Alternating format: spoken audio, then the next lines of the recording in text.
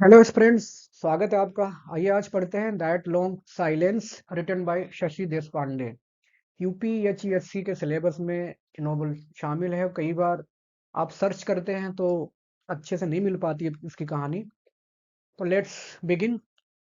Publish हुआ था ये नॉवल 1988 में और थीम्स इसकी हैं marital Discord, female identity and quest for self worth, जो कि इसकी प्रोटैगनिस्ट हैं जया।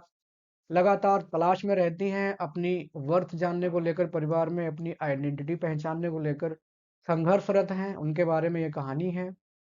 और इंडियन जो ट्रेडिशनल सिस्टम है सोसाइटी का, परिवार का, उसमें एक महिला किस तरह से अपने आप को सप्रेस्ड फील करती है। कई बार उसको समझने वाले लोग नहीं होते। वो एक मेंटल सिचुएशन से गुजर रही होती है, उसको सब लोग नहीं समझते। किस तरह से एक जेंडर रोल्स रहते हैं, उनको तमाम एक्सपेक्टेशंस उनके ऊपर लाद दी जाती हैं कि आप ये भी करो वो भी करो, सब कुछ उम्मीद की जाती है। उन सब चीज़ों को शशि देश पांडे ने बहुत अच्छे से डिस्क्राइब किया है। और टिपिकल इंडियन नॉवेल है जो कि मुंबई दादर चर्च गेट की बात होती है, जो कि मुंबई के ही रेलवे स्टेशन हैं, मुंबई शहर में ये सेट है, हम कह सकते हैं। और टोटल इस नोवेल में 4 पार्ट्स हैं। It has 4 parts. Let's begin the summary of the novel. Characters में जया, पिछले जो यूपीएचएससी का एग्जाम हुआ था उसमें पूछा गया था कि जया को जो उसका पति रिनेम करता है तो क्या नाम होता है। ये ऑप्शन था सुहासिनी। लास्ट टाइम एक मैंने भी एग्जाम दिया था and fortunately I qualified the written, but unfortunately could not qualify the interview. तो ये क्वेश्चन आया था। इसके अलावा इसका पेन नेम भी है जिसको ये अडॉप्ट करती है लिखने में, जिसको है सीता। में भी ऐसा कुछ पूछा जाए तो मैं आपको बताता चलूं, सीता नाम से ये स्टोरीज लिखा करती है। प्रोटैगनिस्ट है नोवेल की, और इनको लगता है कि ये बांध दी गई हैं अपने हस्बैंड मोहन के साथ।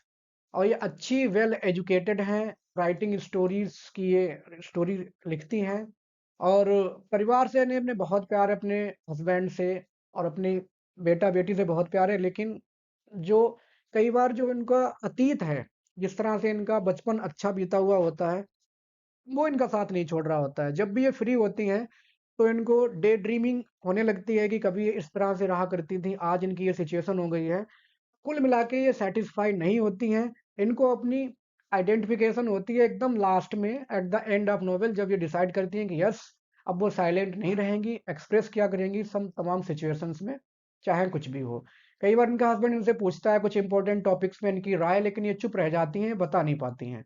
तो ये साइलेंस इनको बाद में इनके लिए एक नेगेटिविटी का इम्पैक्ट रहता है इनके कैरेक्टर पे। ड्यू टू हर साइलेंस, बाद में साइलेंस को त्यागने का निर्णय लेती हैं at the end of the novel.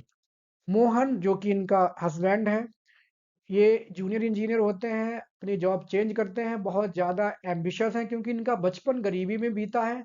तो ये नहीं चाहते इनके बच्चे भी उस गरीबी को देखें। और ये बहुत ज़्यादा मेहनती और एम्बिशियस हैं, और बाकी किसी दुनियादारी से मतलब नहीं है। He is concerned only to earn money, ज़्यादा से ज़्यादा पैसा कमाया जाए। अपनी पत्नी को सपोर्ट करते हैं उनकी राइटिंग में, लेकिन एक स्टोरी ऐसी लिख देती हैं जया जी, ये खुश नहीं रहते उस स्टोरी से। और रिव्यू करते हैं कि भाई तुमने ये अपना पर्सनल जो चल रहा है वो तुमने स्टोरी में लिख दिया। तो वहाँ ये नाराज होते हैं। कुल मिला के एक जो टिपिकल हस्बैंड एंड ठीक है, अपने काम से काम रखते हैं, लेकिन जया का जो पर्सपेक्टिव है इनको लेकर वो अलग है, जिसकी वजह से इनकी मैरिटल लाइफ बहुत अच्छी नहीं चल रही होती है। कामत, ये एक नेबर हैं जया के, जिस फ्लैट में रहती उसी फ्लैट में रहते हैं। ये राइटर हैं, छोटी मोटी कहानियां लिखते हैं ये भी। लेकिन इनकी सबसे अच्छी बात यह है कि जया को बहुत अच्छे से ये सपोर्ट करते हैं, इनकरेज भी करते हैं। इनकी आपसी जो दोस्ती है जया और कामत की, वो बहुत जया के लिए बहुत फायदेमंद रहती है।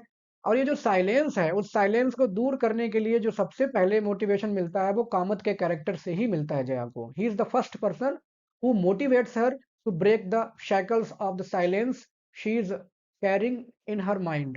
ही इज द फर्स्ट पर्सन। इसके अलावा ये इंटेलिजेंस इनके अंदर अच्छी है, प्रैक्टिकल विजडम बहुत अच्छा है, समझ जाते हैं कि जया की प्रॉब्लम क्या है।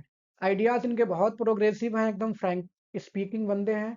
अपने मन में कुछ दुराभाव या कुछ जो बुराइयां रखते हैं, लोग कहते कुछ हैं, उस टाइप के नहीं है, एकदम फ्रैंक और स्पष्टवादी इंसान है। राहुल और रति, ये इनके बेटा बेटी होते हैं। राहुल जो कि पढ़ाई में बिल्कुल इंटरेस्ट नहीं है, कॉमिक्स में और फालतू चीज़ों में इसका ध्यान है। रति ये भी बड़ी हो चुकी है, ये भी लगता है कि अपनी माँ से ज़्यादा जान गई है, अपनी माँ की एडवाइस को नहीं सुनती है। तो ये मेन कैरेक्टर्स हैं, बाकी कुछ और कैरेक्टर्स आएँगे बीच-बीच में जिनको मैं बताते चलूँगा। These are the main characters. Let's begin. Part first में फर्स्ट टू 3 चैप्टर्स को मैंने यहाँ कवर किया हुआ है। स्टोरी कहाँ से शुरू होती है? सारी स्टोरी जो है फ्लैशबैक में होती है। पहले आपको मैं बता दूँ, जैसे स्ट्रीम ऑफ कॉन्शसनेस की तरह ये जब भी फ्री होती है, तब ये अपनी बचपन को, अपने पास्ट एक्सपीरियंसेस को याद कर रही होती है, तो पूरा नॉवेल ही फ्लैशबैक में है। अब चीज़ें सुधर चुकी हैं, अब याद करती है कि ऐसे-ऐसे मेरे साथ हुआ था, आज ये है, आज ये है, इस तरह से याद कर रही है जया। तो पूरा जो नॉवेल है, कहानी पूरी it is in flashback. Jaya protagonist है, वो अपनी सप्रेस डिज़ायर के बारे में डिस्क्राइब करते हुए शुरू करती है। वो कहती है कि जो लोग हैं एकदम खुश हैं अपनी रूटीन से, डेली ऑफिस जाना, उनके बच्चे स्कूल जाते हैं, स्कूल से वापस आते हैं, दे आर ऑल हैप्पी। लेकिन मैं खुश नहीं हूँ। कुछ लोग खुश हैं अपने बच्चों की एजुकेशन से, अच्छा खा रहे हैं, उनके बच्चे हेल्दी हैं, स्कूल जाते हैं, सब खुश हैं, लेकिन मैं खुश नहीं हूँ। मुझे ऐसा लगता है कि I am highly suppressed in this marriage, और मुझे ऐसा लगता है कि मैं ट्रैप बन के रह गई हूँ। I have been trapped in this marriage, ऐसा मुझे लगता था, क्योंकि पास्ट में है कहानी, तो आप इसको पास्ट में समझ के चलिएगा। वो इतना ज़्यादा डेस्परेट है अपने चेंजेस को लेकर अपनी लाइफ के, कि कुछ ऐसे चेंजेस हो जाए कि चाहे युद्ध ही क्यों ना हो जाए। दुनिया में युद्ध हो रहे हैं, लेकिन हमारे यहाँ युद्ध भी नहीं हो रहा है। At least some change should take place, whether it is in the form of war, या ऐसा वो सोचती है। एक बार उसका हस्बैंड मोहन उसके लिए एक नेकलेस लेके आता है। वो समझ जाती है कि मोहन ने जरूर ही कुछ इलीगल काम किया है, जिसकी वजह से ये लेकर आया है गिफ्ट, क्योंकि इससे पहले उसको कभी इतना महंगा गिफ्ट नहीं मिला था। इससे पहले प्रैक्टिस कभी हुई नहीं थी। दूसरी तरफ मोहन जो है, वो देखता है दुनियादारी में, समाज में कोई कहीं परेशान है, कोई किसी अपनी समस्याओं से, तो वो हमेशा एक डर में जी रहा होता है कि कभी कुछ ना कुछ बुरा हो सकता है उसके साथ। He is afraid of continuous disasters, को लगता है कुछ ना कुछ बुरा होने के चांस हैं उसकी जिंदगी में, ऐसा वो सोचता है, क्योंकि उसने अभी हाल ही में आर्मी में जो हस्बैंड्स हैं, जिनके उनकी पत्नियां स्ट्राइक पे बैठी हुई हैं, बच्चे स्ट्राइक पे बैठे हुए हैं अपनी पेंशन की मांग को लेकर, या तमाम जो मांगे रहती हैं सरकार के खिलाफ, कई बार लोग स्ट्राइक करते हैं वैसे। वो सोचता है कि मेरे परिवार के साथ भी डिजास्टर कभी भी हो सकता है। जया और मोहन दोनों अपने आप को लगता है कि जैसे जो बैल होते हैं एक जुए में लगा दिए जाते हैं, योग का मतलब जो जुआ रहता है, उनको लगता है कि उस जुए में दोनों बांध दिए गए हैं, बस वो किसी तरह से उस बैलगाड़ी को या खेत को जोत रहे हैं, जो जुए में बैल मचे हुए होते हैं खेत को जुताई के वक्त। बस वैसी उनकी मैरिड लाइफ चल रही है। There is no romanticism, there is no passion, there is no happiness, there is no peace, ये सब फीलिंग है जया की, क्योंकि दोनों कंप्लीटली डिफरेंट हैं अपने नेचर में, थिंकिंग में और हैबिट्स में। दोनों के बहुत ज्यादा स्वभाव में अंतर है। जया सेंसिटिव है बहुत ज्यादा, मोहन कंप्लीटली इनसेंसिटिव है, उसको फर्क नहीं पड़ता कौन क्या कर रहा है, उसे फर्क पड़ता है सिर्फ सिर्फ अपने आप से। दिस इज द क्वालिटी, या यूं कहिए कि आजकल के ज़माने में इस क्वालिटी लोग बोलते हैं अपने काम से काम रखना। बट कुछ दूसरे टर्म्स में कह सकते हैं कि बहुत ज़्यादा अपने आप को सेल्फ सेंटर्ड भी नहीं बनाना चाहिए, कुछ लोग सेल्फिश भी बोलने लगते हैं। He is completely indifferent to those things which are not concern to him, मतलब नहीं, फर्क नहीं पड़ता क्या हो रहा है, जाने दो, अपने आप से मतलब है। जया जो है, वो देख रही है कि आजकल मोहन कुछ बदल गया है, उसका जो इंडिफरेंस था, उसकी जो उदासीनता है, उसमें कुछ डर समाहित हो गया है, पहले से उसका स्वभाव बदल गया है। ऐसा क्यों हो गया है? ये सारी चीजें पास्ट में हो रही हैं, ऐसा आप सोचिएगा। That he has accepted himself as failure, क्योंकि जो नोवेल है उसकी कहानी ऐसे शुरू हो रही है कि मोहन ऑलरेडी किसी स्कैंडल में फंस चुका है, और वहां से वो कहाँ शिफ्ट हो चुका है, चर्च गेट से दादर में, दूसरे फ्लैट में, उस स्कैंडल में गिरफ्तारी से बचने के लिए। तो वहां पर ये कहानी शुरू हो रही है। जया का परिवार, जो कि हमेशा उनके परिवार में कुछ ना कुछ लड़ाइयाँ होती रहती हैं। राहुल रति का थिंकिंग अलग है, और मोहन जो कि लीगल एक्शन के डर की वजह से यहाँ दादर में शिफ्ट हो गया है, और दोनों आपस में बच्चों को समझाते हैं, लेकिन बच्चे नहीं सुनते हैं। वो चाहते हैं कि बच्चों को अच्छी ज़िंदगी दी जाए। जया को वो समझाता है मोहन कि मैंने यही इसीलिए किया कि बच्चों को अच्छी ज़िंदगी दी जाए, लेकिन गलत हो गया। जया इस बात को नहीं मानती, वो कहती मेरे लिए जो कॉन्ट्रैक्ट्स, टेंडर्स, फेवर्स, कमीशंस, ये जो शब्द हैं तुम्हारे अपनी दुनिया के, नौकरी की दुनिया के, मेरे लिए ये सब यूज़लेस हैं, क्योंकि मुझे उनसे मतलब नहीं है। मुझे मतलब है तो सिर्फ़ अपने परिवार से। तो यही बात मोहन को अच्छी नहीं लगती। कि अगर तुम्हें इन सब चीज़ों से मतलब नहीं, इसका मतलब ये है कि तुम समझ नहीं पा रही हो कि मैं कैसे जॉब कर रहा हूँ, कैसे पालन पोषण कर रहा हूँ अपने परिवार का। ये उस बात को पसंद नहीं करता है। एक कोई अग्रवाल है जिनको मोहन बताता है कि उसकी वजह से ही जो मेरी बदनामी हुई है या जो मेरी बर्बादी हो रही है, वो उसके पीछे कौन जिम्मेदार है? अग्रवाल। जया इतनी ज़्यादा दुखी हो जाती है उस स्कैंडल से कि मोहन फँस जाता है किसी घूसखोरी में या जो भी किया हो उसने, वो कि नॉवल में बहुत ज़्यादा मेंशन नहीं है। एक्चुअली एक लेबर को ये लोग काम से निकाल देते हैं और लेबर यूनियन के पास चला जाता है, स्ट्राइक हो जाती है और इसकी इमेज खराब हो जाती है मोहन की। तो जया सुसाइड कमिट करने के बारे में सोचने लगती है उस स्कैंडल से परेशान होकर के। मोहन को क्या करना पड़ा? चर्च गेट से दादर आना पड़ा, क्योंकि चर्च गेट में ये गिरफ्तार किया जा सकता था, इसको छुपना पड़ा है। छिप करके कहाँ आ गया है? दादर। और जया से उम्मीद करता है कि तुम भी मेरे साथ चलो। तो वो सोचता है जैसे सीता, सावित्री और द्रौपदी अपने हस्बैंड्स के पीछे पीछे चुपचाप चली गई, वैसे मुझे उम्मीद है कि तुम भी मेरे साथ ऐसे ही चलोगी। जया कहती है कोई मिथोलॉजिकल मैटर की बात नहीं है, it is just the matter that we are yoked together, कि बस हम दोनों जुए में मचे हुए बैलों की तरह हैं, जिनके पास और कोई ऑप्शन नहीं है, तो हमें तो चलना ही पड़ेगा। दादर में शिफ्ट होने के बाद मोहन यहाँ आकर के उस फ्लैट को बहुत अच्छे से साफ सफाई करता है। उसकी कुछ आदतें हैं जो कि पेक्युलर हैं क्लीननेस को लेकर के। जया जब अकेली रह जाती है तब वो फिर से अपने पास्ट एक्सपीरियंसेस में, पास्ट मेमोरीज में खो जाती है और अलग-अलग सिचुएशंस में अपनी लाइफ को इमेजिन करने लगती है। अचानक से उसको याद आता है कि अरे! मैं अब जया नहीं हूँ, मेरा नाम क्या है? सुहासिनी। ये नाम किसने दिया है? Given by Mohan. ये अचानक से उसको याद आ जाता है। कह सकते हैं कि जो हैलुसिनेशंस होते हैं, जो डे ड्रीम होते हैं, उस तरह से सपने उसको आते रहते हैं।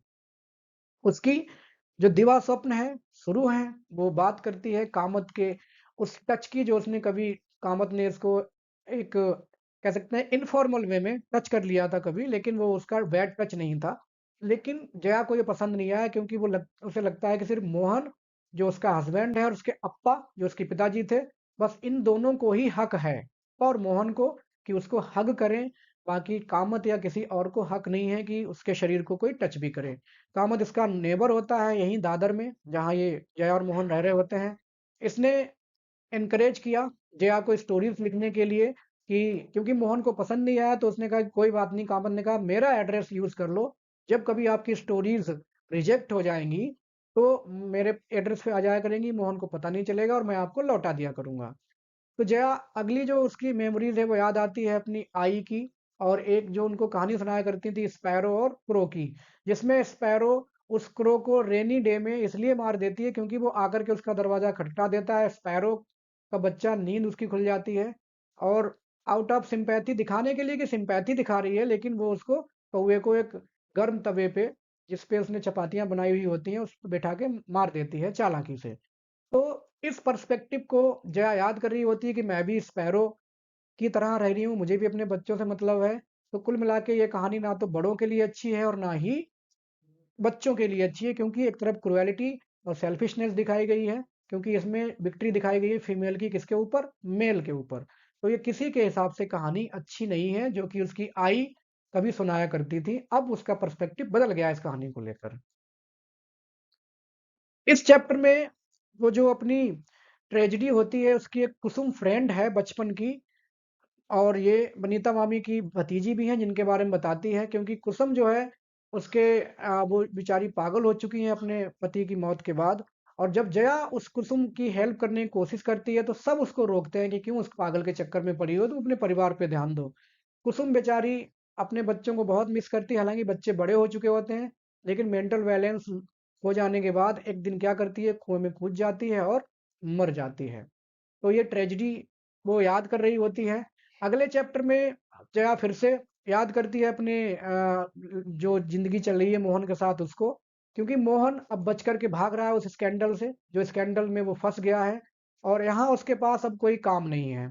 जया भी आराम से बैठ कर के ऐसा लगता है कि कोई स्टेशनरी ट्रेन है उसमें वो बैठी हुई है और कोई यात्रा नहीं हो रही, क्योंकि चर्च गेट में जो इनका पुराना घर था वहाँ मोहन काम किया करता था, ऑफ़िस जाया करता था। अब जया को यहाँ पर कोई बहुत ज़्यादा काम नहीं है, तो वो ऐसा लगता है कि ज़िंदगी उनकी एक रुक सी गई है, it has come to a halt, ऐसा उसको लगता है। अब यहाँ पर आने के बाद मोहन ने उस घर को बहुत अच्छे से फर्निश किया, क्योंकि चर्च गेट का घर भी मोहन ने ही फर्निश किया था। और मोहन इस बात को लेकर एकदम तय है कि उसको क्या चाहिए, कैसी ज़िंदगी चाहिए, he is sure about it. उसके मन में पूरा कॉन्सेप्ट क्लियर है। मोहन क्योंकि एक छिपी हुई ज़िंदगी जी रहा है, बच रहा है गिरफ्तारी से, तो यहाँ आकर के शिफ्ट हो गया कहाँ? दादर। और उसे अपने आप को अनअवेलेबल दिखाना है उन सब लोगों के लिए जहाँ से वो पकड़ा जा सकता है। वो जया से कहता है कि क्या उसको जाना चाहिए वहाँ देखने कि क्या हुआ है? वो दादर जहाँ रह रहा है, तो वो चाहता है कि क्या मैं जाऊँ, पता करूँ चर्च गेट पे क्या हो रहा है? उसकी एडवाइस वो माँग रहा होता है, लेकिन जया की प्रॉब्लम यही रही है कि वो तुरंत बोल नहीं पाती, शी इज़ साइलेंट। तो वो बता नहीं पाती कि उसको क्या कहना है, क्योंकि वो डरती है मोहन के विम्स के कि अगर मैंने बोल दिया जाओ पकड़ा गया तो ये फिर से मुझे डांटेगा। अगर मना कर दूंगी तब भी वो मेरी बात मानेगा नहीं मानेगा, तो शी इज नॉट श्योर कि उसको बोले कि जाओ आप चर्च गेट या ना जाओ, वो चुप रह जाती है। तो इस तरह से उसको अच्छा नहीं लगता कि मोहन को उसकी साइलेंस अच्छी नहीं लगती है। वो ये मन में सोचती है कि जो मिनिस्टर से नाराज हुआ है मोहन से, उसके पास जाकर के उसके पैरों पड़ जाए और बोल दे कि ठीक है, बच्चों के खातिर आप मुझे माफ कर दिए, जो भी हुआ वो हुआ, लेकिन मोहन ऐसा नहीं करेगा। इसलिए वो चुप रहती है। अब उसको विनीता मामी की बात याद आती है, उसकी जो विनीता मामी है उसकी बात याद आती है कि अगर हस्बैंड को खुश रखने के लिए अगर उसका कोई एक्स्ट्रा मैरिटल अफेयर भी है तो वो भी उसको इग्नोर करो, क्योंकि husband is like sheltering tree. जिस दिन हस्बैंड नहीं होगा उस दिन आप मान के चलो धूप में पहुंच जाएंगी, एक तरह से सिंबॉलिकल। तो हस्बैंड क्या है? It's like a sheltering tree. और एक वाइफ की जिम्मेदारी है कि उस ट्री को फ्लोरिशिंग और ग्रीन बनाकर रखे, क्योंकि इसी तरह से जिंदगी सही चल सकती है। उसको अपने हस्बैंड के प्रति लॉयल होना चाहिए हर सिचुएशन में। अगला जो फ्लैशबैक जया को आता है, इसमें वो अपने बचपन को याद करती है, जिसमें मोहन ने अपनी कहानी बताई है। मोहन के बचपन को याद करती है कि बहुत गरीबी में बीता। मोहन अब इस बात पे बहुत घमंड करता है कि कम से कम उसने अपना स्टेटस जो बनाया है वो मेहनत से बनाया है, और अब वो गरीब नहीं है। मोहन के पिताजी जो हैं वो बहुत ही इरेस्पॉन्सिबल और क्रूअल टाइप के इंसान थे, जिनको मोहन की फीस भी टाइम टाइम पर वो नहीं भरते थे, और मोहन को इस बात से बहुत एम्बेरस फील होता था ड्यूरिंग स्कूल डेज। उसको फीस के लिए किसी और के पास जाना पड़ता था। अगला जो पार्ट सेकंड है, इसमें मोहन भरोसा करता है कि जो दादर में आकर हम बसे हैं, हम कभी भी आ सकते हैं, क्योंकि ये हमारा हक है। जया को ये बात अच्छी नहीं लगती, क्योंकि ये फ्लैट जो है ये कई लोगों के बीच में डिस्प्यूट का हिस्सा है। मकरंद मामा, गीता जो कि इसके मतलब जो भाई हैं चचेरे, उनकी वाइफ है, चंदू मामा, सब लोगों के बीच में डिस्प्यूट का जरिया है दादर का फ्लैट। तो जया नहीं चाहती कि मोहन भी आकर के इसमें रहे, और एक इस जो विरोध है या जो वाद विवाद है उसको जन्म मिले, तो वो नहीं चाहती है। वो अपने बच्चों के एटीट्यूड्स के बारे में बात करती है। अब याद करती है कि मोहन के जाने के बाद जब वो ऑफिस चला जाता है तो राहुल को स्टडीज बिल्कुल पसंद नहीं है, ही डजंट लाइक स्टडीज। वो क्या करता है? कॉमिक्स पे अपना टाइम बिताता है। मोहन को लगता है कि राहुल तो पूरी तरह से स्पॉइल्ड हो चुका है, जो बच्चे लाड़ प्यार में बिगड़ जाते हैं वैसे ही बिगड़ गया है। अब जया मुंबई में अपना जो टाइम है उसको याद कर रही है। मुंबई उसको क्या लगती है? सिटी ऑफ ड्राइव बिल्डिंग, सारी भद्दी बिल्डिंग्स उसको दिखती है, सब एक जैसी दिखती हैं। जया मेट्रो सिटी की लाइफ कंपेयर कर रही है गांव के जीवन से, जहां पर हालांकि उसे गांव का जीवन भी अच्छा नहीं लग रहा है, क्योंकि उसको चिड़ियों की आवाज में भी कंफ्यूजन दिख रहा है। ऐसा लगता है चिड़ियों की आवाज बहुत कंफ्यूज कर रही है, क्योंकि उसके जो मेंटल पीस है वही नहीं है। जो हम कह सकते हैं कि हमारे मन में जो एक सुकून होता है, वो सुकून ही नहीं है। तो उसको ना चिड़ियों की आवाज़ अच्छी लग रही है, ना शहर की लाइफ अच्छी लग रही है। अब जब हम अच्छा ही नहीं लगेगा कहीं, तो हमें कहीं भी रखा जाए डेफ़िनेटली जब अंदर से हम खुश नहीं हैं, तो हमें कुछ भी अच्छा नहीं लगता है। मेंटल पीस जो है इंडिविजुअल की वही नहीं है, तो वही मैटर करती है कि हम एन्जॉय करें किस सिचुएशन को या ना करें। It can be achieved everywhere one enjoys, क्योंकि it depends on mental peace. अब जो नैरेटिव है वो शिफ्ट हो जाता है कहानी कहाँ? मोहन की जॉब छोड़ने के ऊपर। पहले मोहन एक और जॉब करता था, लेकिन वहां से उसको ये जॉब छोड़नी पड़ी क्योंकि उसको बहुत ज्यादा पैसा नहीं मिलता था, और एक लेबर को उसने निकाल दिया था जॉब से। उस लेबर ने जाके यूनियन की मदद ली, यूनियन ने इसकी स्ट्राइक कर दी, और मिनिस्टर जो थे इससे नाराज हो गए मोहन से, और मोहन को वहां से भागना पड़ा अपनी जॉब छोड़ने के बाद। हालांकि मोहन ये बता रहा है कि मुझे सैलरी अच्छी नहीं मिली थी इसलिए मैंने जॉब छोड़ी, बट रियल रीजन क्या है? तो स्ट्राइक और मिनिस्टर का गुस्सा। मोहन अपनी यात्रा याद करता है कि किस तरह से वो फर्श से अर्श पे पहुंचा है। किस तरह से जमीन से आसमान का मतलब यहाँ पे फर्श से अर्श पे पहुंचा है अपनी मेहनत से, ये याद करने लगता है। वो एक नॉन टेक्निकल जॉब करने लगता है और जया इस बात को नहीं जान पाती कि मोहन को ये वाली जॉब कैसे मिली है। उसे बस इसी इसी बात से सैटिस्फैक्शन है कि कम से कम उसके बच्चे अच्छे स्कूल जा रहे हैं और वो अच्छा पहन रहे हैं, अच्छा खा रहे हैं, दैट्स एनफ, ऐसा वो सोचती है। वो अपने आप को कंपेयर करती है गांधारी से, जो कि धृतराष्ट्र जब अंधे हो जाते हैं तो गांधारी अपनी आंखों में पट्टी बांध लेती है जानबूझ के कि अगर आप अंधे हैं, आप तो नेचुरली हो गए, लेकिन मैं अपने आप को जानबूझ के अंधा बना के रखूंगी जिससे कि मैं एक आइडियल वाइफ बन के रहूं। इस तरह से अपने आप को कंपेयर कर रही है कि मोहन जो भी करेगा उसे उसमें साथ देना है और यही उसका आइडियलिज्म है। जो चैप्टर 3 है इस पार्ट सेकंड का, उसमें जो विमेन की कॉमन प्रॉब्लम्स होती है जैसे मेंस्ट्रुअल साइकिल और मेंटल फिजिकल प्रॉब्लम्स जो तमाम आती हैं, इमोशनल प्रॉब्लम्स आती हैं, उसके बारे में जया बात कर रही होती है। उसको अचानक से अपनी एक डायरी मिल जाती है बचपन में और उसको देख के वो सरप्राइज होती है कि मैं क्या-क्या लिखा करती थी, छोटी-छोटी बातें कि कब मैं स्कूल गई, कब क्या पहना, कैसे क्या तमाम बातें वो लिखा करती थी, वो काफ़ी सरप्राइज्ड है। और ये चीज़ें अब बदल चुकी हैं क्योंकि अब वो छोटी नहीं रह गई, she is now grown up, married, having 2 children. अब वो डायरी में लिखा हुआ सब कुछ उसको कैसा लग रहा है? ट्रिवियल, छोटा-सा, बेतुका या महत्वहीन लग रहा है उसको। जया जुहू बीच में जाया करती थी अपने परिवार के साथ, वो उसने डायरी में लिखा हुआ है। इसके अलावा उसने एक दिन का ये भी लिखा है कि किस तरह से जब अकाल पड़ा, तो बेचारे लोग भीख माँगने पे मजबूर हो गए और जब वो लोग भीख माँगते थे, जुहू बीच पे आ गए भीख माँगने, तो उनके बच्चों को इन लोगों ने डरा दिया। राहुल और रति भिखारियों से अभ्यस्त थे, तो वो इनको इग्नोर करते हैं, लेकिन जया उस सीन को देख कर के उसे नफ़रत हो जाती है कि कैसे ये लोग भीख माँग रहे हैं। वो उसके अंदर उतनी संवेदना नहीं है कि समझ सके कि किस तरह से ये लोग मजबूर होके भीख माँगने पर बेचारे उतारू हैं, क्योंकि मजबूरी है उनकी। अब जया अपने आप को क्या समझती है कि शी इज़ फेल्ड वाइफ, क्योंकि वो मोहन का मूड नहीं समझ पा रही है कि मोहन आखिर उससे चाहता क्या है और क्या उसका मूड है।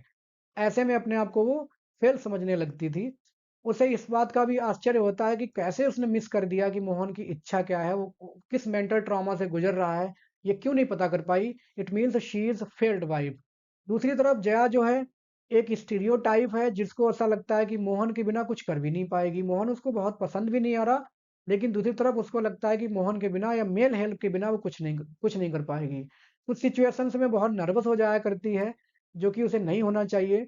नेक्स्ट वो मोहन की फैमिली रिस्पॉन्सिबिलिटीज़ के बारे में बात करती है। मोहन अपने जो भाई हैं बसंत, उनको पैसा भेजता है अपने भाई को और अपनी माँ के लिए पैसा भेजता है। इसके अलावा जो उनकी बेटी है, भतीजी है बसंत की, उस रेवाती उसको पैसा भेजता है। इसके लिए इसकी खुद की बेटी पूछती है कि आप रेवाती से इतना प्यार क्यों करते हैं? लेकिन मोहन एक अच्छा फैमिली मैन है, तो अपने परिवार से उसको बहुत ज़्यादा प्यार है, तो वो सबको हेल्प करता है, सबकी मदद करता है, सबको पैसे भेजता है। जया इस बात को मना करना भी चाहती है, लेकिन वो इसलिए मना नहीं करती, उसको लगता है कि मोहन नहीं सुनेगा। अब जया उस सिस्टम के बारे में सोचने लगती है कि जिसमें सारी डोमेस्टिक ड्यूटीज़, चाहे वो बर्तन धोना, कपड़े धोना, खाना बनाना, झाड़ू-पोछा, सारे काम किसको असाइन किए जाते हैं? महिलाओं को, जो कि ऐसा नहीं होना चाहिए। और आजकल वो चीज़ें बदल भी रही हैं। आजकल इन चीज़ों के ऊपर बहुत महिलाओं ने आवाज़ उठानी शुरू कर दी है। आजकल सारे लोग मिल-बाँट के भी काम करने लगे हैं, घरेलू। ड्यूरिंग हर फर्स्ट प्रेगनेंसी उसको याद आता है कि जब उसको तेल और साबुन की खुशबू उसको अच्छी नहीं लगती थी। जया बीमार हो गई तो मोहन से उसने कहा होगा कि आप खाना बना लीजिए। लेकिन मोहन ने एकदम मना कर दिया कि देखो, ना मैं खाना बनाऊँगा, ना मैं कुछ साफ-सफाई करूँगा, क्योंकि उसकी थिंकिंग कैसी थी? पैट्रियार्कल। उसको लगता था ये काम किसके? महिलाओं के। इसलिए उसने ये काम नहीं किया। अब जया देखती थी कि मोहन के परिवार में जो उसकी बहनें हैं, सविता, प्रेमा या जो भी हैं, वो बहुत अच्छे से सारे काम करती हैं। They are very expert in household chores, लेकिन ये ऐसा नहीं कर पाती। प्रेमा, बिमला, सुधा, ये सब बहुत एक्सपर्ट हैं। ये सब बहनें हैं मोहन की और काम करने में घरेलू बहुत अच्छे से एक्सपर्ट हैं, लेकिन जया ऐसा नहीं। जया को जब कोई काम मिलता था, उसको बड़ी मेहनत से उस काम को करना पड़ता था और बड़ी मेहनत से करने के बाद भी उससे कुछ ना कुछ गलतियाँ हो जाती थी। जया को उसकी आई ने और अज्जी, जो कि दादी जिनको बोलती है, उनको एक अच्छी पत्नी बनने के बारे में नहीं सिखाया, जो कि सिखाया जाना चाहिए था। वो अक्सर गलतियाँ कर देती है कुकिंग में और तमाम कामों में। अब वो अपना नैरेटिव शिफ्ट कर देती है, जहाँ वो रह रही है दादर में अभी, जहाँ चर्च गेट से। और यहाँ पर वो एक दिन क्या होता है, मोहन उसके फिगर को एडमायर करता है कि आई लाइक योर फिगर, क्योंकि ऐसा लगता है जैसे हमारी शादी हुई थी, तुम अभी भी वैसी ही हो। इस बात को सुन के जया खुश हो जाती है और वो जान उसको लगता है कि वो मोहन के बारे में एवरी बिट ऑफ मोहन का मतलब मोहन का एक-एक अंश वो जानती है, ऐसा उसको लगता है। She is able to imagine the whole process of love making, उसको याद आता है with him. She dreams again of her past life when she was rebuked by her दादा। उसके पिता की जब डेथ हो जाती है, उसके दादा उसको अक्सर डांट फटकार करते हैं कि तुम दोस्त नहीं बना पाती हो, तुम कैसे करती हो, ये तुम्हारी आदत अच्छी नहीं है। तो ये तमाम बातें, दूसरी तरफ उसको मोहन की गरीबी कहानी फिर से याद आ जाती है। ये सारे फ्लैशबैक, तमाम मेमोरीज उसके मन में आती रहती हैं। एक बार मोहन उसको बताता है कि जब वो गरीब था, तो एक ब्राह्मण परिवार में, एक बगल के परिवार में उसको इनवाइट किया गया, हाँ, जहाँ वो जाता है पार्टी में।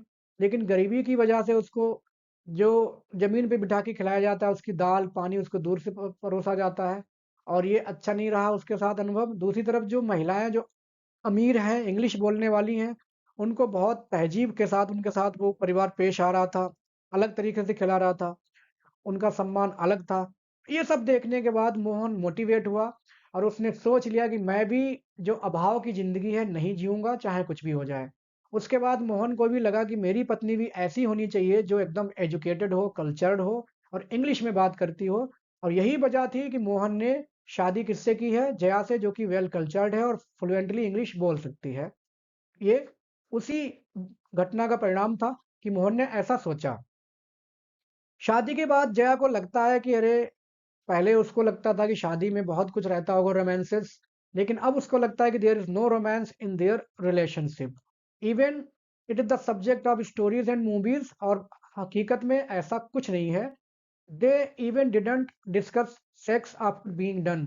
इसके बारे में बात नहीं होती, it is just done like work, जो कि वो नहीं चाहती कि ऐसा ना हो। She wants to be involve with the feelings. वो चाहती है कि भावना इसमें होनी चाहिए, बट ऐसा नहीं होता है।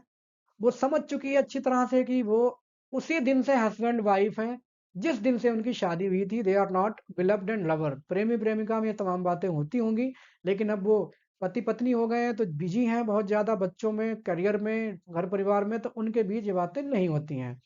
लेकिन उसको फिर भी शी हैज बिकम, या शी हैड बिकम, एक्चुअली सब चीजें पास्ट में हो रही हैं, तो she had become like sex addict. और मोहन से दूर होने की थिंकिंग से ही वो एकदम कांपने लगती थी। अक्सर उसको लगता था कि मोहन की डेथ हो जाएगी और यही मेरे लिए बहुत बड़ी विपत्ति होगी। और कभी मोहन लेट हो जाता था ऑफिस से, उसको डर लगने लगता था कि कहीं वो मर तो नहीं गया। तो ये उसके कैरेक्टर फ्लॉ है, एक नेगेटिविटी है, हेलुसिनेशन है जिसको वो, या इन सेंस ऑफ इनसिक्योरिटी है जो अक्सर सोचा करती है। मोहन के लेट होने से उसको उम्मीद लगने लगती है कि कहीं वो मर तो नहीं गया। लेकिन धीरे धीरे क्या हुआ कि with the passage of time जो सेक्स का कॉन्सेप्ट है उसका, वो भी चेंज हो गया। उसको लगने लगा है कि it is just a physical act devoid of emotions and feelings. और हम एक दूसरे के साथ ये सब करते तो हैं, but Mohan is unable to go deep into her heart. उसके मन की गहराई को मोहन नहीं समझ पाया है, ऐसा उसको लगता है। They are living together only, just as husband and wife, जो कि जया मिस करने लगी तमाम चीजों को। जया, अब उसकी ओपिनियन है रवि के बारे में। रवि कौन है? उसका यंगर ब्रदर। उसको लगता है कि रवि जो है वो बहुत ही चालाक से तेज तर्रार हैंडसम व्यक्ति है, लेकिन है बहुत चालाक। धोखा देने में नंबर एक है, अपने भाई के बारे में अच्छे से वो जानती है। लेकिन एक क्वालिटी ये है कि सेंस ऑफ ह्यूमर उसका बहुत अच्छा है। रवि जया को इंसल्ट किया करता था, एम्बेरस फील कराया करता था, लेकिन क्या ये देता था कि ऐसा मैं नहीं कह रहा, ऐसा अज्जी बोल रही है या ऐसा और कोई बोल रहा है, किसी और कैरेक्टर का नाम ले लेके, शब्द इसके होते थे रवि के, लेकिन और लोगों का नाम लेकर के उन शब्दों को कि उनने कहा था ऐसा, वो जया को बहुत ज्यादा एम्बेरस फील करा देता है। उसके दादा अपने पिता की मृत्यु के बाद कहाँ सेटल हो गए? विदेश में। और वो वापस आना नहीं चाहते हैं, दिखाते ऐसे हैं कि जैसे आ जाएंगे, लेकिन वापस आना नहीं चाहते हैं। आई अकेली रह गई और वो जया से चिपक गई, या जया का ही सहारा उनको रह गया। अब जब जया उस मीटिंग से, रवि की से मीटिंग करने के बाद वापस आती है, मोहन उससे पूछता है कि रवि तुमसे क्यों मिलना चाह रहा था, तुम क्यों गई थी उससे अपने भाई से मिलने? तो जया मोहन को बताने की कोशिश करती है कि रवि ने बस उसको परिवार के बारे में बताया है, जो अम्बे गांव में परिवार रह रहा है उसका मायका, कि वहाँ कौन कैसा है, यही सब बताया है। लेकिन मोहन को ये समझ नहीं आता, वो एक्सट्रीमली गुस्सा हो जाता है उसको, और इसको डांटने लगता है। वो कहता है कि मैं यहाँ रह रहा हूँ, मैं अपनी जॉब मेरी छूट गई, मैं बर्बाद हो गया हूँ, मैं यहाँ रह रहा हूँ, तुम्हें सैर सपाटा है, तुम अपने भाइयों से मिल रही हो, अपने मायके के बारे में बात कर रही हो, और मैं यहाँ परेशान हूँ, उसके बारे में तुम्हें फिक्र ही नहीं है कुछ। तो उसको वो तमाम तरह के एक्यूजेशंस लगाने लगता है, तरह तरह के आरोप प्रत्यारोप लगाने लगता है कि तुम मेरा मेंटल सिचुएशन है उससे तुम यू आर कंप्लीटली इनडिफरेंट, जो कि ऐसा नहीं होना चाहिए। वो आगे ये भी बोलता है कि तुम्हें मेरे साथ क्या हो रहा है उससे तुम्हें फर्क नहीं पड़ रहा है, और तुम इतनी इनडिफरेंट हो मेरे काम को लेकर के तुम्हें इवन सीई की फुल फॉर्म भी नहीं पता है। सीई की फुल फॉर्म भी नहीं पता है, तुम्हें पता होनी चाहिए थी। तो सी की फुल फॉर्म यहाँ पे क्या है, सिविल इंजीनियर, जिसके अंदर में वो काम करता है, अंतर्गत अंतर्गत वो काम करता है। If she had been able in befriending सीज, अगर तुमने जो इंजीनियर, चीफ इंजीनियर है या सिविल इंजीनियर है, उससे अगर तुमने काम अपना जान पहचान बढ़ाई होती चीफ इंजीनियर के साथ, तो क्या होता कि हम जो दिक्कत में आज पड़े हुए हैं, इस दिक्कत में हम नहीं पड़े होते। और मुझे ऐसा क्यों करना पड़ा, सी से जान पहचान क्यों बढ़ानी पड़ी? क्योंकि जब मेरी जॉब लगी, जो क्वार्टर हमें मिला था, वो तुम्हें पसंद ही नहीं आया। तो मुझे चेंज कराने के लिए उससे जान पहचान करनी पड़ी। उसने मुझे क्वार्टर तो दे दिया, लेकिन उस फेवर के बदले में, क्वार्टर देने के बदले में, चीफ इंजीनियर ने इसको जैसे एक बलि का बकरा होता है वैसे इस्तेमाल किया। उसने तमाम नोटिस पास कर दिए, तमाम काम उसने इलीगल किए, और जब नंबर आया तो उसने मुझे उस पे सैक्रिफाइस कर दिया। और इसी बात का नतीजा है कि मैं आज यहाँ हूँ। और मुझे सब क्यों करना पड़ा? Due to you and your children, बच्चे और तुम्हारे खातिर ऐसा करना पड़ा। अब बच्चों का मामला ऐसा है कि वो छोटे हैं, बच जाएंगे, लेकिन जया इसके एक्यूजेशन से नहीं बच पाई। वो आगे ये भी कहता है कि मैंने तुम्हें अलाउ किया था, तुम्हें प्रोत्साहित भी किया था कि तुम स्टोरीज लिखो, और इसके अलावा मैं एडिटर के पास भी गया, तुम्हारी स्टोरीज द संडे मैगजीन के एडिटर के पास गया कि मेरी बीवी की स्टोरी आप छाप दो। और इतना कहते कहते वो और गुस्सा हो जाता है। वो कहता है कि ये सब कुछ मैंने इसलिए किया कि बच्चे और तुम खुश रह सको, लेकिन तुम इतनी लापरवाह हो कि तुमने मुझे नेग्लेक्ट कर दिया, और मुझे नेग्लेक्ट करने के साथ साथ बच्चों को भी नेग्लेक्ट कर दिया है। ये तुम्हारा एटीट्यूड है, you are completely indifferent, senseless, और पता नहीं क्या क्या उस पे गुस्से में आरोप प्रत्यारोप लगा रहा है वो। और इन सब एक्यूजेशंस के वक्त आया, वो जया ये सोचती है कि मैंने तो वही किया जो तुम चाहते थे, ऐसा नहीं कि मैंने ऐसा नहीं किया था। और वो अपने आप को फील कर रही है कि चेंज टू हिज ड्रीम्स, अब तुम्हारे सपनों में मैं बंध के रह गई हूँ, मैंने अपने सपने त्याग दिए सिर्फ और सिर्फ तुम्हारे सपनों के खातिर। लेकिन मोहन रिफ्रेन यूज करता है, माई वाइफ। वो बोलता है कि मेरी बीवी जो कि मेरे साथ होती या इंडिफरेंट हो गई हो, मतलब रिफ्रेन यूज करता है। तो जया को लगता है कि जो मेरी बीवी का जो रिफरेन है वो किसके लिए इस्तेमाल कर रहा है, सुहासिनी के लिए। उसने जया का नाम बदल दिया था आफ्टर मैरिज, जया को ही उसने रख दिया था नाम सुहासिनी। और अब जया को लग रहा है कि वो मैंने मार दी है। वो जया नहीं चाहता है, वो क्या चाहता है, चेंज्ड जया एज सुहासिनी चाहता है मोहन उसको। लेकिन जया ने अपनी उस थिंकिंग की वजह से या सेंस ऑफ इनसिक्योरिटी की वजह से जया को मार दिया, जो कि मोहन को पसंद नहीं आ रहा है। मोहन ये भी कहता है कि तुम मुझसे इसलिए नफरत करने लगी हो क्योंकि अब मैं फेल हो गया हूँ। जब तक मैंने तुम्हें सब कुछ प्रोवाइड कराया तब तक तुम ठीक थी, लेकिन अब मैं फेल हो गया हूँ तो तुम मुझसे नफरत करने लगी हो। और सारी वो अब और कहने लगता है कि सारी महिलाएं ही ऐसी होती हैं। वो चलती गाड़ी पर बैठना चाहती हैं, खड़ी हुई गाड़ी में धक्का नहीं लगाती हैं। They are all disloyal, selfish, insincere. सारी महिला प्रजाति को ही वो भला बुरा कहने लगता है। इसके अलावा हैमलेट प्ले जो है विलियम शेक्सपियर का, उसकी लाइन इस्तेमाल करता है गुस्से में कि woman Dai name is frailty. Woman Dai name is frailty, जो कि विलियम शेक्सपियर के प्ले में कही गई लाइन है, आपने पढ़ा होगा उसको। अचानक से उसकी टोन चेंज हो जाती है। अब वो शिकायत करने लगता है, छोटे बच्चे की तरह, आरोप नहीं लगाता है, शिकायत करने लगता है।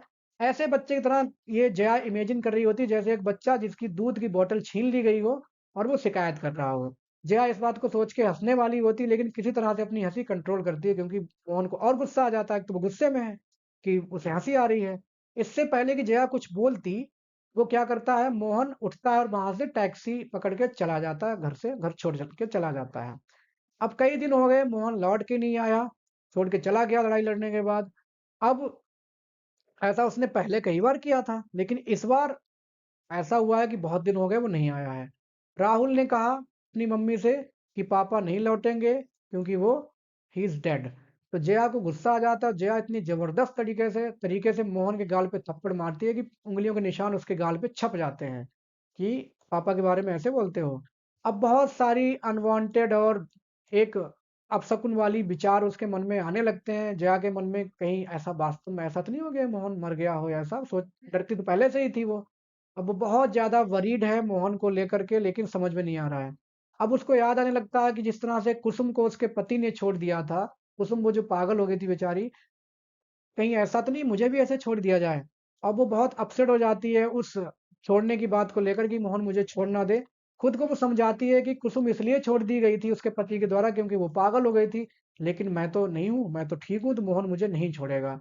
मेरी लाइफ कुसुम की लाइफ से डिफरेंट है और मैं ऐसी भी नहीं हो गई हूँ कि मोहन मुझे छोड़ दे। इस तरह से वो उम्मीदें करने लगती है कि मोहन लौट के आएगा, लेकिन वो नहीं आता है। अब उसको लगता था कि वो सब कुछ मोहन के बारे में जानती है, ऐसा उसको अभी भी लग रहा है कि उसकी कन्विक्शंस, उसकी धारणाएँ क्या हैं, उसका मन क्या है, ये सब बातें वो मोहन के बारे में जानती है, ऐसा उसको लगता था। और यही उसका भरोसा है कि मोहन एक दिन ज़रूर वापस आएगा, मोहन उसको छोड़ेगा नहीं। उस भरोसे के दम पे ही ये उम्मीदें रख रही है। अब वो जब वो फिर से लव मेकिंग की इमेजिनेशन करने लगती है कि जब वो आएगा तो हम फिर से ऐसे ही करेंगे। मोहन लास्ट में मुझसे पूछा करता था कि हैव आई हर्ट यू? तो ये क्वेश्चन फिर से पूछेगा तो इमेजिनेशन में फिर से खो जाती है और फिर से उम्मीद करती है कि चीजें जैसे होती थी फिर से रिपीट की जाएंगी जब मोहन लौटेगा। और डर भी जाती है सोच के कि कहीं ऐसा तो नहीं कि जिस तरह से मैंने कुसुम को छोड़ा था। एक्चुअली कुसुम इसकी फ्रेंड थी, वो पागल हो गई थी और वो उससे कहती थी जया से कि जया मुझे छोड़ के मत जाओ, तुम यहीं रहो मेरे साथ, लेकिन जया को छोड़ के आना पड़ा उसको। तो उसको लगता है कि ऐसा तो नहीं जैसे मैंने कुसुम को उसकी मुसीबतों में छोड़ा रोते हुए, और मोहन भी मुझे ऐसे ना छोड़ दे जिस तरह से मैंने कुसुम को छोड़ा है। क्योंकि जैसा हम करते हैं वैसा हम भरते हैं, ये उसके मन में चल रहा होता है। लेकिन ऐसा नहीं होगा, ऐसा वो सोचती है।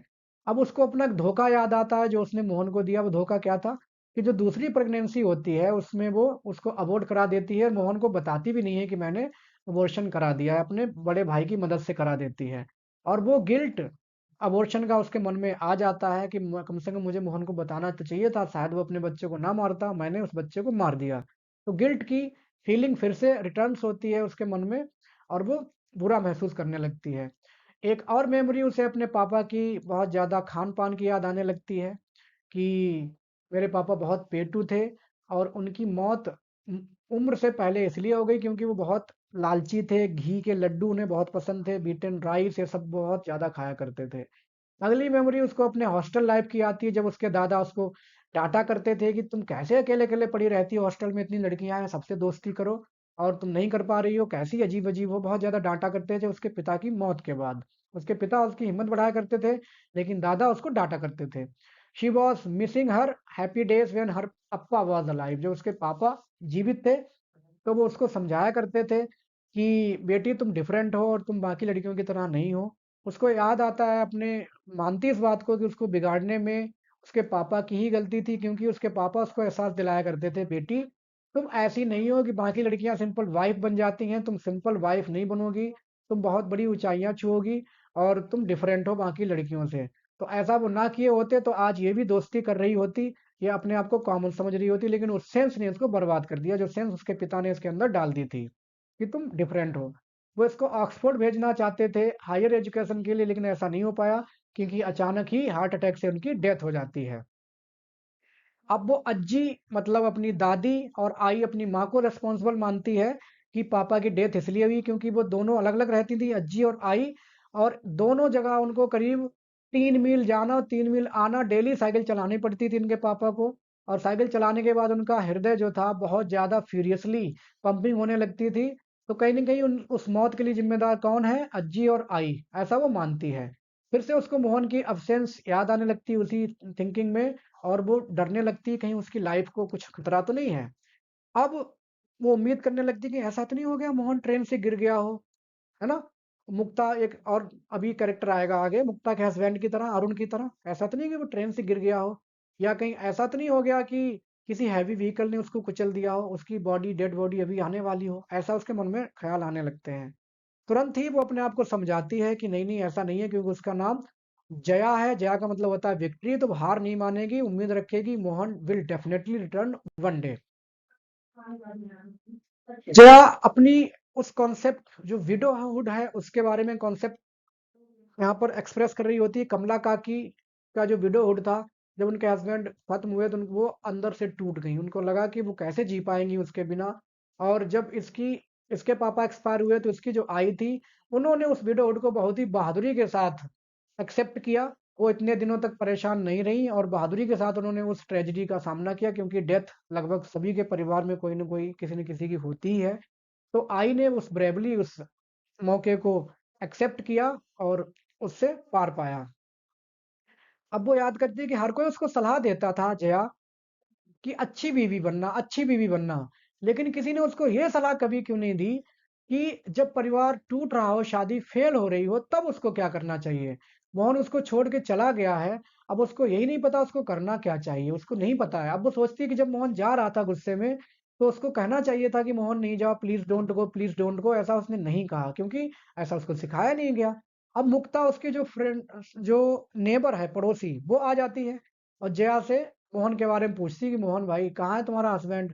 तो जया को बुरा लगता है और वो ऐसा लगता है कि वो एक ऑब्जेक्ट ऑफ पिटी बन के रह गई, सब लोग उसके बारे में आके पूछते हैं। अब वो एक स्टोरी उसको याद आने लगती है जो उसने पब्लिश कराई थी मैगजीन में, जो उससे उसको इनाम भी मिला। लेकिन मोहन उस स्टोरी को पढ़ के बहुत ज़्यादा गुस्सा हो गया था, क्योंकि उस स्टोरी में इसने एक हस्बैंड वाइफ की कहानी लिखी थी जो कि अपनी पत्नी से सिवाय फिजिकल रिलेशन के अलावा और कोई मतलब नहीं रखता था। तो मोहन को लगा कि ये स्टोरी उसकी खुद की थी और जो भी मुझे जानते हैं, तुम्हें जानते हैं, वो मुझे ही समझेंगे और मैं लोगों से नज़रें नहीं मिला पाऊँगा। तो जया को ऐसा नहीं लिखना चाहिए था, मोहन उसको बहुत डाँटता है, जया को राइटिंग रोकनी पड़ी। अब वो बहुत ज़्यादा फ्रस्ट्रेटेड थी क्योंकि वो लिखना चाहती थी, अब उसके पास लिखने के लिए कुछ नहीं था। अब उसको बस खालीपन और एक अभाव महसूस होता था कि वो क्या लिखे। और तभी कामत आता है उसकी लाइफ में, उसका पड़ोसी दादर में फ्लैट में, जो उसको एनकरेज करता है कि नहीं नहीं आप लिखो और आप अपना नाम बदल दो, अगर आपके हस्बैंड को पता चलता है तो अपना नाम बदल दीजिए। तो वो क्या नाम अडॉप्ट करती है? सीता। सीता नाम अडॉप्ट करती है, उसी से वो लिखने लगती है। और कामत एक ऐसा इंसान है जो कि इतना हेल्पफुल है कि किसी को चाकू दे देगा और कह देगा कि लाओ मुझे ही मार दो, इतना ज़्यादा हेल्पफुल है, उसे फ़र्क नहीं पड़ता। अब जया ने स्टोरी लिखी अपने अप्पा के बारे में, वो स्टोरी बहुत ज़्यादा रिजेक्ट कर दी गई सारे एडिटर्स, मैगजीन्स के द्वारा, और जया बहुत गुस्सा हो गई। तो कामत ने उसको एडवाइस किया कि जो तुम गुस्सा मैगजीन के खिलाफ खिलाफ दिखा रही हो, उस गुस्से को इस्तेमाल करो अपनी कहानियों में, अपनी कहानी की टोन चेंज करो, तभी आप सफल हो पाओगी। लेकिन उसने ये भी कहा कि तुम इस नोशन को छोड़ दो, इस विचार को छोड़ दो, तुम सोचती हो कि सारी महिलाएं अभागी हैं, शिकार हैं, ऐसा नहीं है। चीजें बदल गई हैं तो अपनी थिंकिंग चेंज करो। लेकिन जया ने उसकी बात नहीं मानी। उसने पेन नेम लिया सीता और मिडिल क्लास की स्टोरीज ही लिखनी शुरू की, क्योंकि वो अपने आप को राहुल और रति की माँ और मोहन की बीवी मानती थी। वैसी ही स्टोरी उसने लिखी और धीरे धीरे वो सक्सेसफुल हो गई। तभी कामत की डेथ हो जाती है। डेथ उसको याद आने लगती है कि जब वो कामत की डेथ हुई थी, वो भी देखने गई भाग के। तो जब उसने भाग के देखा तो कामत अपने कमरे में पड़ा हुआ था, अकेला रहता था वो भी। तो वो हॉरर सीन उसको लगा, क्योंकि वो कहाँ पड़ा हुआ था? वॉमिट और यूरिन के बीच में। उसकी बहुत ही दर्दनाक मौत हुई थी। अब वो वहाँ से भागी और पूरी रात अपने फ्लैट में आकर के वो बेचैन रही, डिस्गस्ट उसके मन में आ गई। वो सो नहीं पाई कि कामत की डेथ हो गई। इस बात को वो डाइजेस्ट नहीं कर पा रही थी कि कामत इज़ डेड, क्योंकि कामत बहुत अच्छा इसका फ्रेंड था, सपोर्टिव था और उसी ने इसको साइलेंस इसके अंदर जो है उसको तोड़ने के लिए कहा कि नहीं, आप खुल कर के बात करो, आप अपने आप को दबाकर मत रखिए। तो ये कौन था? कामत। मोहन वो उस काम को नहीं कर पाया जो कामत ने एज़ अ फ्रेंड कर दिया। अब वो कामत के साथ अपनी जो जान-पहचान थी उसको याद करती है। कि कैसे उसने उसको सजेस्ट किया था कि अच्छे से लिखो, अपनी टोन जो मॉडर्न है उसको पकड़ो, कहानियों में टोन चेंज करो। वो उसकी कामत खाना बहुत अच्छा बनाया करता था, उसकी कुलिनरी स्किल्स की तारीफ़ करती थी जया। और उसकी फ्रैंकनेस, एक दिन उसने जया के फिगर की तारीफ़ कर दी थी कि मुझे पतली महिलाएँ अच्छी लगती हैं, तुम बहुत स्लिम ट्रिम बहुत सुंदर हो। और ऐसा उसने बस सिर्फ़ तारीफ़ के लिए कहा था, बाकी उसका कोई ऐसा रोमांटिक या ऐसा कुछ इरादा नहीं था। तो बाकी लोग नहीं कह पाते, लेकिन क्योंकि वो अच्छे विचारों का था, साफ विचारों का था, उसने कह दिया और उस कहने के बाद उसको भूल भी गया। और बहुत वैल्यूएबल सजेशंस उसने दिए थे, इसकी अपना खुद की सेल्फ वर्थ को पहचानने के लिए, कि जया किस तरह से अपनी वैल्यू को पहचाने, उन सजेशंस को बहुत अच्छे से कामत ने दिया। एक बार कामत ने उसके फेस को छुआ, उसके दोनों हाथों से, और बहुत ही लाइटली टच किया और कहा कि Jaya, your name means victory, तुम हार मत माना करो। उसने फ्रेंड के तौर पे ही टच किया, लेकिन वो टच जो थी जया को पसंद नहीं आई थी, जो कि पहले ही उसने याद कर रखा है पर फर्स्ट चैप्टर में, कि कामत की टच उसको समझ नहीं आई, अच्छी नहीं लगी, अच्छा नहीं लगा। इसके अलावा जया उसको बहुत ही हद तक भरोसा करती थी। सब कुछ अपना पास्ट, अपने परिवार के बारे में जया ने कामत को बता रखा था। लेकिन कामत इतना अच्छा था कि उसने कभी भी उन भावनाओं का एक्सप्लॉइट करने की कोशिश नहीं की। इमोशनल वैक्यूम जो खालीपन था उसका इस्तेमाल करने की कोशिश नहीं की। He was so genuine person. He was honest, progressive in his ideas. He was really a good person, जो कि याद आता है जया को बहुत ज़्यादा। पार्ट 4th में जो चैप्टर है उसमें जीजा की कहानी है। जीजा कौन है? ये है जया की मेड सर्वेंट, जो घर में नौकरानी है उसकी। और जीजा का जो स्टेप सन है वो उसे कोई गुंडे बहुत ज्यादा चाकुओं से मार देते हैं और वो हॉस्पिटलाइज्ड है। अब जीजा जया से कहती है कि मैडम हेल्प कीजिए, कुछ भी करिए। जया उसको पैसा देना चाहती थी लेकिन वो पैसे नहीं दे पाई और पूरी तरह से हेल्प भी नहीं कर पाई क्योंकि मोहन की प्रेजेंस नहीं थी। एक्चुअली डॉक्टर इससे बोलता है, इसके भाई की जान पहचान का होता है जया की। तो वो डॉक्टर जया को बोलता है कि जब भी मेरे पास आओ मेरे केबिन में तो आपका हस्बैंड आपके साथ होना चाहिए। और मोहन है नहीं तो उसको बुरा लगता है। और इसके अलावा जया के इस रियलाइजेशन के बारे में बताता है कि मोहन की इम्पोर्टेंस उसकी लाइफ में क्या है। वो धीरे धीरे और ज्यादा समझने लगती है। जया चर्च गेट जाती है एक दिन देखने की वहाँ फ्लैट इतने दिनों से बंद पड़ा है, वहाँ हुआ क्या है। जब वो वहाँ पहुँचती है देखती है कि सब कुछ बहुत ज़्यादा अस्त व्यस्त है और मोहन की प्रेजेंस को वहाँ वो बहुत ज़्यादा बैडली मिस करती है। ये भी देखती बहुत सारे लेटर्स वहाँ आकर के पड़े हुए हैं क्योंकि वहाँ को रिसीव करने वाला नहीं है। और एक दिन उन्होंने पार्टी कभी रखी थी वहाँ जब वो रहते थे। उस पार्टी में उसको याद आने लगता है कि मोहन किस तरह से खुश होकर के चेयर्स को संभाल रहा है, अरेंजिंग चेयर्स, टेबल्स और मोमबत्तियाँ, अगरबत्तियाँ जला रहा है, खूब अच्छे से खुशबू फैला रहा है उस पूरे फ्लैट में। तो वो सब उसको याद आता है कि बहुत अच्छी पार्टी उसने की थी। अचानक से उसका पड़ोसी चर्च गेट में आ जाता है, उससे कहता है जया से कि आप कहाँ गई थी? क्योंकि कई दिनों से आपका फ़ोन बज रहा है। जया तभी फ़ोन फिर से आ जाता है, जया उस फ़ोन को उठाती है और देखती है कि फ़ोन लगता है मोहन कर रहा होगा, लेकिन मोहन नहीं कर रहा है। तब पता चलता है कि उसका जो बेटा राहुल है वो घर से भाग गया है, मिसिंग है। अब जया के पैरों तले से ज़मीन खिसक जाती है, बहुत ज़्यादा चिंतित हो जाती है, उसको पसीना आ जाता है कि क्या करना है, कैसे क्या करूँ? बहुत ज़्यादा उसके मन में बहुत बातें आती हैं। फिर पता लगता है कि राहुल कहाँ गया हुआ है, अपने बसंत अंकल के पास, जो कि मोहन का छोटा भाई है बसंत, उसके पास। बसंत भी बहुत ज़्यादा केयरलेस है और राहुल भी केयरलेस है, तो चोर-चोर मौसेरे भाई वाली कहानी हो जाती है। और जब वो लौट कर आता है तो जया उससे पूछती है कि कहाँ गए थे? लेकिन वो बिल्कुल एकदम बिगड़े बच्चों की तरह कुछ नहीं बोलता, चुप हो जाता है। रति जो उसकी बेटी है उसका बिहेवियर भी अलग हो जाता है, वो फ़ोन पे किसी से बात कर रही होती है। जया उससे जाके पूछती है किससे बात कर रही हो? तो वो नहीं बताती है। वो कहती है अरे कम ऑन मॉम, अब मैं बड़ी हो गई हूँ तो इतना ज़्यादा मत पूछो, जैसे आजकल लोग बच्चे बोल देते हैं कि मेरी भी कुछ प्राइवेसी है। तो इस तरह से उसको बहुत हर्ट होता है, उसको लगने लगता है कि कभी मैं कहा करती थी मुझे सबके बारे में जानकारी है। उसको इस बात का पश्चाताप होता है कि अब वो वास्तव में किसी को नहीं जानती, ना तो रति को और ना राहुल को, ना मोहन को, किसी के बारे में वो कुछ नहीं जानती। कभी उस वक़्त इस बात का घमंड था कि वो सब कुछ जानती है, लेकिन रियली शी डज़न्ट नो। और वो फ़ेल हो गई है अपने फैमिली मेंबर्स को पहचानने में कि वो क्या हैं और उनकी अप्रोच क्या है ज़िंदगी को लेकर और क्या है, वो बहुत ज़्यादा हर्ट होती है। अब जया चर्च गेट से जब लौट रही होती है तो मुंबई लोकल ट्रेन्स में, जो कि बहुत ज़्यादा भीड़ रहती भी है, चर्च गेट से दादर, तो उसको सफोकेशन फील होता है और वो बीमार हो जाती है घर आकर के। जब वो घर आ जाती है तो मुक्ता उसकी फ्रेंड, मांडा कौन है? जीजा की बेटी, और जीजा जो कि उसकी मेड है, वो सब उसका बहुत ध्यान रखती हैं। और उस ध्यान रखने में उसे अपने अप्पा की बात याद आने लगती है कि इस तरह उसके पापा उसका ध्यान रखते थे। जब वो बीमार हो जाती थी उसको चाय बना के देते थे, टोस्ट दिया करते थे, पैम्परिंग किया करते थे बेटी। अब ऐसा नहीं है। मंडा के पिता राजा राम, जो कि एक्चुअली जीजा की बेटी नहीं है, राजा राम स्टेपसन की बेटी है Manda. Sorry for this misunderstanding.